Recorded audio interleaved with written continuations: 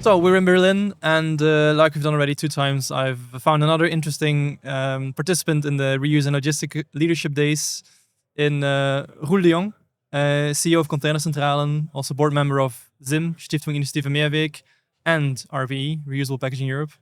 Welcome, Roel. Glad to be here. Like I've done a couple times with the other people, I just like to ask you a couple of quick questions on your feel about the event and about reuse in general. And, Sure, go ahead. The one that I started with the other videos as well was you're going to be on a panel soon, and you already were on a different panel yesterday as well. About different topics.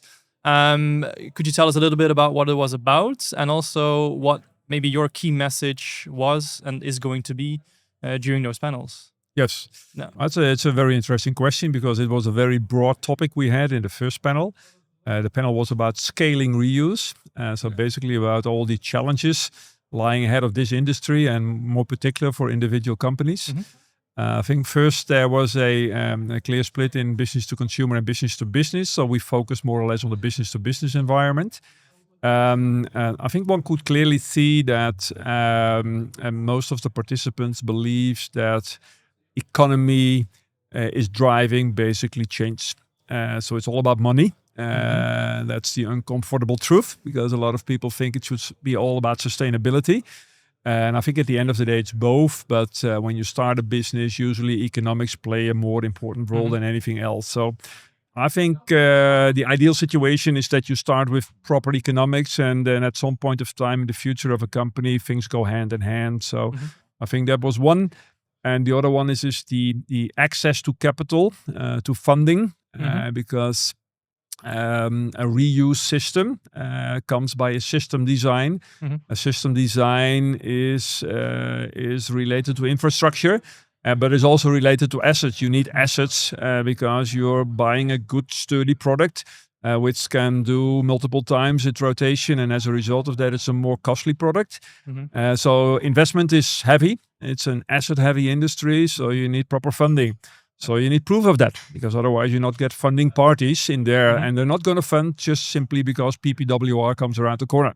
Nobody is opening their wallet for that. So you need a proper business case, proof of existence. So certainly from a scale-up, from let's say seed capitals to scaling a company, I think it's a critical phase. We discussed that at length because Schuller was there, Schuller Ventures, who are supporting companies in this industry and also providing capital.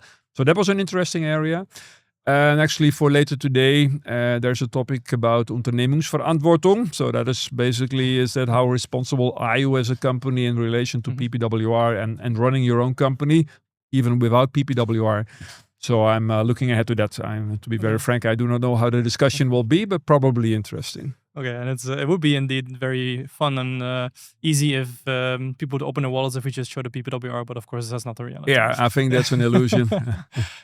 Because you mentioned something about the difference, or you didn't mention the difference, but you mentioned that you had this talk about scaling up in both B2B and B2C. Yeah. Where do you see a big difference there? Is there one of the two that's maybe already more developed and more scaled up than the other? And do you see different elements that are maybe needed to support the one for scaling up versus the other? Yeah, I'm not a subject matter expert, to be very frank, in business to consumer. So I think that is my my claim on that professional position. I would say that business to business is an easier solution because you talk about load carriers most of the time. Actually, when I talk about business to business, also a definition thing, right? So if it is, you can have a lot of business activity amongst companies, but I'm looking for basically the Anlieferung in Deutsch. So it's basically your supply which you are making. And there, I think the impact we're making in relation to PPWR is a little bit more straightforward. I think it's more controllable. So if you have the consumer domain in place for business to consumer, you have habits to change, you have preferences to change, you are working more on the exit part of the retailer shops. So when you're a supplier, you're landing with your product. Your product is usually not, or sometimes only touching the shop floor. And with business to consumer, it is. So there's more complexity because I think there are more players at stake.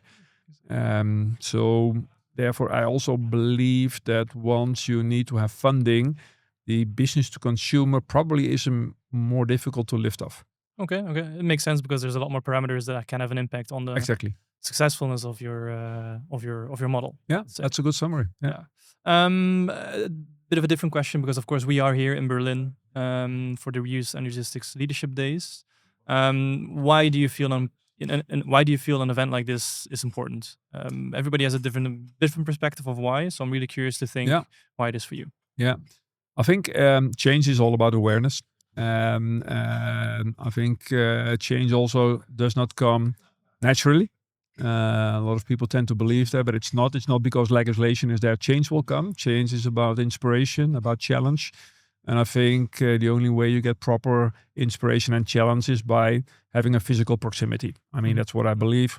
Maybe it's a generational issue. I see my younger colleagues seeing having different opinions on that topic, but I really believe that meeting each other gives more substance to change. So therefore, a physical presence is relevant.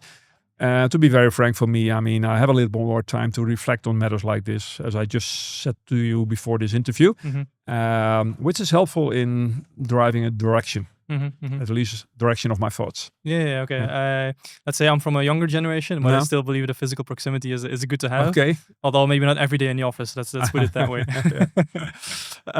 Thank you. And something related maybe to what you mentioned earlier. So let's try and see if you have a different answer, because you mentioned already a couple of elements. Because my question would be, what do you think we still need to make reuse even more successful? Of course, you talked already a little bit about the access to funding and the scalability, etc. Yeah. But are there other elements that you maybe haven't mentioned yet that you think would push reuse to the next level? That's a good question and also a difficult one. Because I think we're all making an effort. But I have another consideration. It's a little bit off topic in relation to your question, is that I think we also have to be realistic. We will not conquer the world in 2.5 years. So we should look critically to the capacity constraints this sector has in terms of trying to realize the PPWR requirements. I think the dream can only be fulfilled if we inspire each other and challenge each other. So we should have full force on that. On the other hand, we also have a responsibility towards ourselves, is that we can only do what is within our boundaries and our limits. And I think we need a little bit of time to reflect on that. Okay, but that makes sense. It's a sensible approach. And also I think it's something that we shouldn't forget, that of course we want more reuse, but of course there will be instances and specific appliances where single use will in some cases still be the better option, just because of the way the product is made, for example. So of course there is I don't want to say the sky's the limit for reuse, but at least there is a limit somewhere. And that's maybe also what you're... Yeah, but I mean, we will not reach the limits as companies on the short term, because there's so much work for us to do. The question is, I think there's far more work than we have competences and capacities. I think that's the challenge or the dream. Huh? Yeah, okay, we can combine those. Exactly, exactly. And then just to round up, if you would have to describe those 2 days here in Berlin in 1 word or 2 words or a short sentence, how would you do that? Energizing. That's for me. I mean, I feel energized about thinking more about the topic. I've seen a few challenges, but bottom line is getting more energy. Okay, I love it. I had the same answer. So all right. Okay. Thanks. Thanks a lot, Roel. All right. No problem. Thanks. Well done.